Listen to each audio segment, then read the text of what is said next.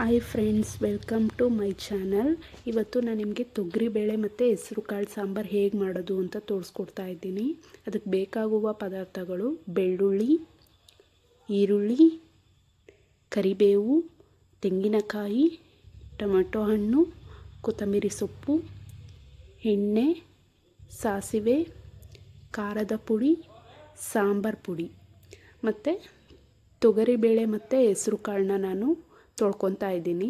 ಇದು ತೊಗರಿಬೇಳೆ ಹೆಸರು ಕಾಳು ನಿಮಗೆ ಎಷ್ಟು ಬೇಕೋ ಅಷ್ಟು ಹಾಕೋಬೋದು. ನಾನು ತೊಗರಿಬೇಳೆ ಜಾಸ್ತಿ ತೊಗೊಂಡು ಹೆಸರು ಕಾಳು ಕಮ್ಮಿ ಹಾಕಿದ್ದೀನಿ. ನಿಮ್ಗೆ ಎಷ್ಟು ಬೇಕೋ ಅಷ್ಟು ತೊಗೋಬೋದು.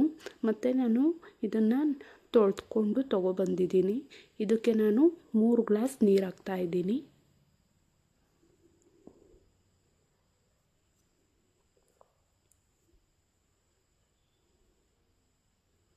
ಮತ್ತು ಇದಕ್ಕೆ ಉಪ್ಪು ಮತ್ತು ಆಯಿಲ್ ಹಾಕ್ತಾಯಿದ್ದೀನಿ. ಉಪ್ಪು ಕಮ್ಮಿ ಆದರೆ ಆಮೇಲೆ ಆ್ಯಡ್ ಮಾಡ್ಕೋಬೋದು. ಆಯಿಲ್ ಏನಕ್ಕೆ ಅಂದರೆ ಬೇಳೆ ಚೆನ್ನಾಗಿ ಬೇಯುತ್ತೆ. ಮತ್ತು ಇದನ್ನು ಕುದಿಯೋದಕ್ಕೆ ಬಿಡಬೇಕಾಗುತ್ತೆ. ಆಮೇಲೆ ತೆಂಗಿನಕಾಯಿ ಮತ್ತು ಟೊಮೊಟೊ ಹಣ್ಣನ್ನು ಗ್ರೈಂಡ್ ಮಾಡ್ಕೊತಾ ಇದ್ದೀನಿ ಮಿಕ್ಸಿಗೆ ಹಾಕಿ.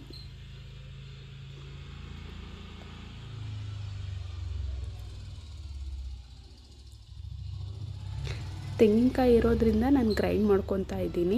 ಇಲ್ಲಾಂದರೆ ನೀವು ಟೊಮೊಟೊನೂ ಸಹ ಒಗ್ಗರಣೆ ಕೊಟ್ಕೊಂಡು ಆ್ಯಡ್ ಮಾಡ್ಬೋದು.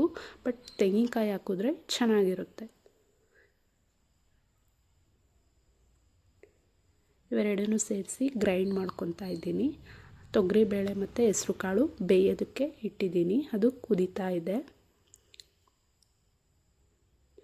ಕುದ್ದು ಬೆಂದಿರುತ್ತೆ. ನಿಮಗೆ ಗೊತ್ತಾಗುತ್ತೆ, ಅದು ಕಾಳು ಸುಕ್ ನೋಡಿದ್ರೆ ಅದು ಬೆಂದಿದೆಯೋ ಇಲ್ವೋ ಅಂತ ನಿಮಗೆ ಗೊತ್ತಾಗುತ್ತೆ. ಮತ್ತು ರುಬ್ಬಿರೋ ಅಂಥ ಮಸಾಲೆನ ನಾನು ಅದಕ್ಕೆ ಆ್ಯಡ್ ಮಾಡ್ತಾಯಿದ್ದೀನಿ.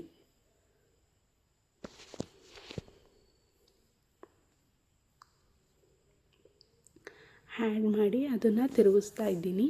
ಮತ್ತು ಅದಕ್ಕೆ ನಾನೀಗ ಸಾಂಬಾರು ಪುಡಿ ಹಾಕ್ತಾಯಿದ್ದೀನಿ. ಸಾಂಬಾರು ಪುಡಿ 2 ಸ್ಪೂನ್ ಹಾಕ್ತಾಯಿದ್ದೀನಿ. ಮತ್ತು ಖಾರದ ಪುಡಿ 1 ಸ್ಪೂನ್ ಹಾಕ್ತಾಯಿದ್ದೀನಿ. ನಿಮಗೆ ಖಾರ ಎಷ್ಟು ಬೇಕೋ ಅಷ್ಟು ನೀವು ಆ್ಯಡ್ ಮಾಡ್ಕೋಬೋದು. ಮತ್ತು ಅದು ಮಸಾಲೆ ನಾನು ತಿರುಗ್ತಾ ಇದ್ದೀನಿ. ಸಾಂಬಾರು ಪುಡಿ ಅದು ಗಂಟು ಇರಬಾರ್ದು ಅಂತ ತಿರುಗ್ತಾ ಇದ್ದೀನಿ.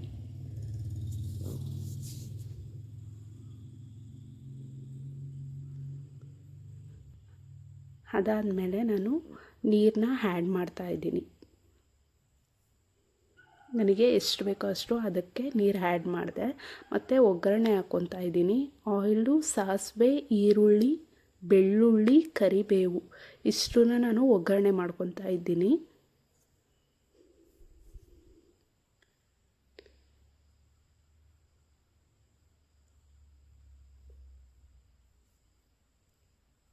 ಇದು ಒಗ್ಗರಣೆ ಮಾಡಿ ಫ್ರೈ ಆದ ನಂತರ ಕುದೀತಿರೋ ಸಾಂಬಾರಿಗೆ ನಾನು ಆ್ಯಡ್ ಮಾಡ್ಕೊತಾ ಇದ್ದೀನಿ.